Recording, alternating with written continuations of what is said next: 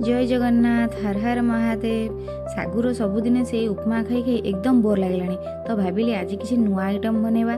तो सागु को आग बतुरिया रखी देते पलि आसते तार पूर रेडी करने गुड़टा देखो यही पोजिशन को आसिगले माने बहलिया पठाड़िया भलसे फुटी जाते पकईदे छेना और छेना को सहित भलसे मिसई देकिना से किसी मिल्क पाउडर भी पकईदे। माने मिल्क पाउडरटा पकईले कौन हुए पूरटा जुड़जुड़िया हम ना उदलिया रहीगले भलसे माने देई हेनी ता भितर जो पूरटा देगी हम दे हेनी। तो तापर जो सागु को आम बतुरेकिना रखी ताकू एमती चकोटी देले भल भाव नहले माने सागुटा न मिसले तो ताकू आ सेप दे हेनी ठीक रे तेणु ताकू भल भाव एमती हाथ में चकोटिकिना मिसई देते।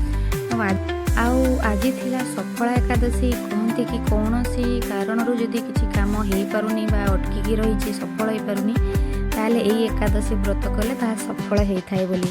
आउ 24टा एकादशी तो 4टा बड़ होता है तार किसी सेमती ये न थाए आम सबुगुड़ा हो आमर ये सबुगुड़ा हो सारा आपको ए सबुगुड़ा को क्षीर में फुटेवा। तो क्षीर ये आम रखी गरम हवा को गरम हो गला से पकईदे किसी केसर जहाँद्वारा कि टेस्ट आउ टे भल हम देखो क्षीर भी ये फुटी आसला से गोटे गोटे करके पकईदे। मो वीडियो भल लगुला वीडियो को शेयर आ चैनल को सब्सक्राइब करने को जमा भी भूलिए।